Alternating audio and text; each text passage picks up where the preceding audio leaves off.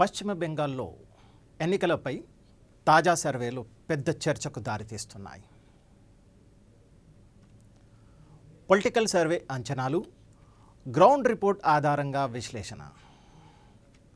మమతా బెనర్జీ ప్రభుత్వంపై ప్రభావం చూపుతున్న అంశాలు ఏవి? నరేంద్ర మోడీ యొక్క ప్రభావం, అలాగే బీజేపీ మరియు టీఎంసీ అసలు లెక్కలేంటి? పూర్తి వివరాలు ఈ వీడియోలో తెలుసుకుందాం.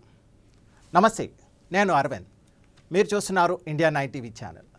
పశ్చిమ బెంగాల్ ఎన్నికల నేపథ్యంలో తాజాగా ఒక సర్వే వెలువడింది. ఈ సర్వేను పొలిటికల్ వ్యూస్ అనే ఏజెన్సీ నిర్వహించింది మరియు వారి అంచనాల ప్రకారం సోషల్ మీడియాలో వెల్లడైంది ఏమిటి అంటే, దానితో పాటు మా యొక్క సొంత సర్వే వివరాలను మీతో పంచుకోబోతున్నాను.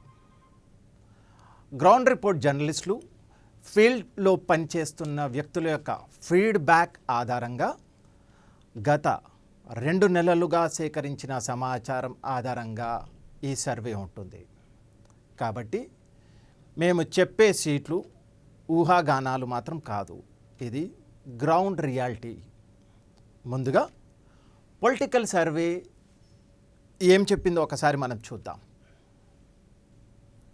బీజేపీ 160 నుండి 180 సీట్లు, టీఎంసీ 106 నుంచి 128 సీట్లు, కాంగ్రెస్ 1 నుంచి 5 సీట్లు మరియు ఇతరులు 1 నుంచి 3 సీట్లు.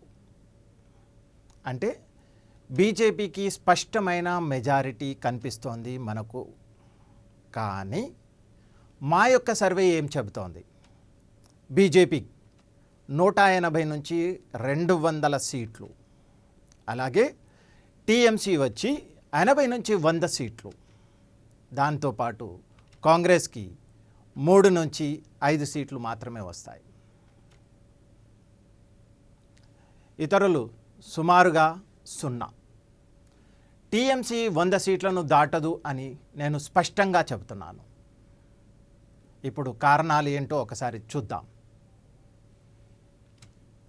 1, ఓట్ల తొలగింపు ప్రభావం. 2, సర్ ప్రక్రియలో సుమారు 91 లక్ష ఓట్ల తొలగించబడ్డాయి. దీనివల్ల మమతా బెనర్జీ ఓటు శాతం 48% నుండి సుమారు 38%కి పడిపోయే అవకాశం ఉంది. కాబట్టి సెకండ్ పాయింట్, మహిళా ఓటర్ల మార్పు. గతంలో మహిళలు పెద్ద ఎత్తున మమతా బెనర్జీకే మద్దతు ఇచ్చేవారు.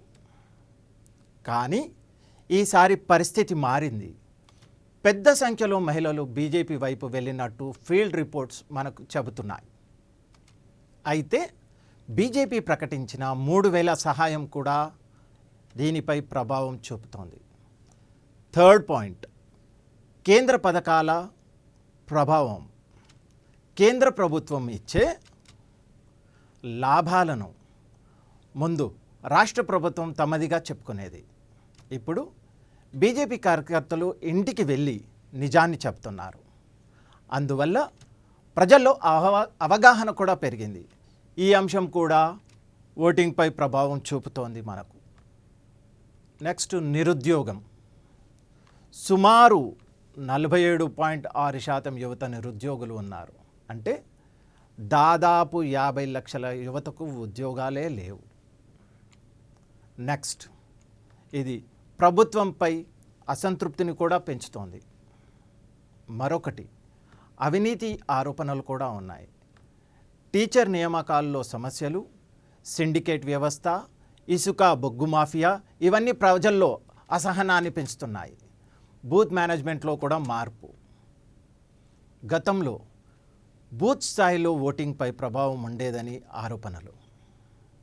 దాంతోపాటు కానీ ఈసారి కేంద్ర బలగాలు, ఎన్నికల సంఘం, బీజేపీ కార్యకర్తలు యాక్టివ్గా ఉన్నారు. కాబట్టి ప్రజలు స్వేచ్ఛగా ఓటు వేయగలరు. ఇక ఫైనల్గా చూస్తే బీజేపీ 180 నుంచి 200 సీట్లు, టీఎంసీ సుమారు 80 సీట్లు. మమతా బెనర్జీకి ఈసారి పెద్ద ఓటమి రావచ్చనే అంచనా కూడా ఉంది. ఫైనలీ ఈ ఎన్నికల్లో మార్పు కోసం ప్రజలు సిద్ధంగా ఉన్నారని భావిస్తున్నారు. మీ అభిప్రాయం ఏమిటి? కామెంట్ రూపంలో చెప్పండి. మరొక వీడియోతో మళ్ళీ కలుద్దాం. అంతవరకు భారత్ మాతాకి జై. జై హింద్.